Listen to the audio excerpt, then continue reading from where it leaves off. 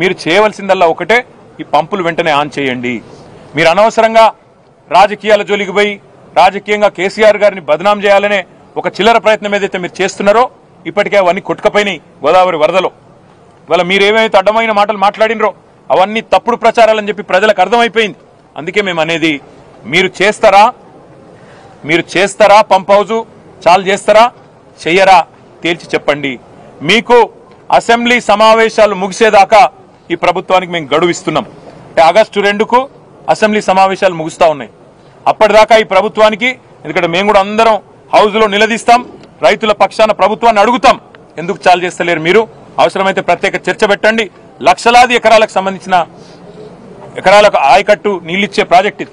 అట్లాంటి ప్రాజెక్టును మీరు ఎందుకు ఈ రకంగా రాజకీయ కక్షతో ఎండబెడుతున్నారు, రైతులను ఎందుకు ఇబ్బంది పెడుతున్నారు, ప్రజలను ఎందుకు హింసిస్తున్నారని తప్పకుండా అసెంబ్లీలో నిలదీస్తాం. ఆగస్టు 2 దాకా వేచి చూస్తాం. మీరు గనక ఆగస్టు 2 లోపల నిర్ణయం తీసుకొని పంపు లాంచ్ చేయకపోతే, నీళ్లు ఎత్తిపోయడం ప్రారంభించకపోతే 50,000 మంది రైతులతో మేము మా కేసీఆర్ గారి నాయకత్వంలో, మా పార్టీ నాయకత్వంలో మేమే వస్తాం, పంపులు మేమే ఆన్ చేస్తాం, రైతులకు ఎట్లా నీళ్ళు ఇయ్యాలో చూపెడతామని చెప్పి కూడా మా పార్టీ తరఫున చెప్తా ఉన్నాం.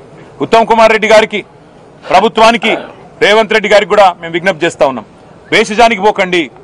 దయచేసి రాష్ట్ర ప్రయోజనాలు ముఖ్యం, రైతు ప్రయోజనాలు ముఖ్యం తప్ప మీరు ఎట్టి పరిస్థితుల్లో కూడా మీరు అనవసరంగా రాజకీయం కోసం కేసీఆర్ గారిని బదనాం చేయాలనే ఆలోచనలో భాగంగా ఈ చిల్లర మాటలు మానుకోండి, ఈ విష ప్రచారం మానుకోండి. 4.5 ఏళ్ల పాటు మనం ప్రజల కోసం కష్టపడదాం.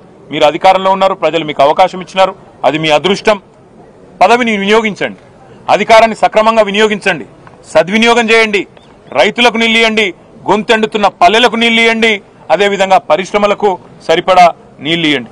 తప్పకుండా మీరు గనక స్పందించకపోతే మళ్ళీ చెప్తా ఉన్నాం, రైతులతో పెద్ద సంఖ్యలో మేమే బయలుదేరి వస్తాం. మా పార్టీ తరఫున వచ్చి తప్పకుండా మరి పంపులు మేమే ఆన్ చేస్తాం. గోదావరి జలాలు తప్పకుండా బీడు భూములకు అందాలనే కేసీఆర్ గారి సంకల్పం ఏదైతే ఉందో అది నెరవేరే విధంగా మా పార్టీ తన కృషిని కొనసాగిస్తుందని చెప్పి తెలియజేస్తూ, ఇంకా ఈ పర్యటన దీంతో ముగిసిపోలేదు. ఇక్కడి నుంచి మేము మేడిగడ్డ బరాజ్ సందర్శన కూడా పోతా ఉన్నాం. అక్కడ 10 లక్షల క్యూసెక్కులు ఈరోజు కిందికి వృధాగా పోతా ఉన్నాయి, సముద్రంలో కలిసిపోతా ఉన్నాయి. దాన్ని కూడా మీ ద్వారా, పత్రికా మాధ్యమాల ద్వారా, మీడియా ద్వారా ప్రజలకు తప్పకుండా చూపెడతాం. పైన గొంతెండుతున్న గోదావరి పరివాహక ప్రాంతాన్ని మీ ద్వారానే నిన్న చూపెట్టినాం. ఈరోజు కింద వృధాగా పోతున్న నీళ్లను కూడా చూపెడతాం.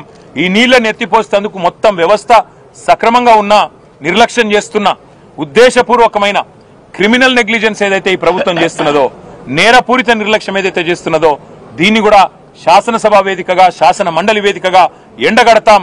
తప్పకుండా ఈ ప్రాంత రైతుల ప్రయోజనాల కోసం అవసరమైతే ఇందాక నేను చెప్పినట్టు ప్రభుత్వం గనక సకాలంలో మేల్కొని స్పందించకపోతే తప్పకుండా మేడిగడ్డ, అదేవిధంగా ఈ కన్నెపల్లి కాడికి వేలాది మంది రైతులతో వస్తాం. వచ్చి ఈ పంపులను ఆన్ చేసి గోదావరి నీళ్లను తెలంగాణ బీడు భూములకు తప్పకుండా అందిస్తామని చెప్పి కూడా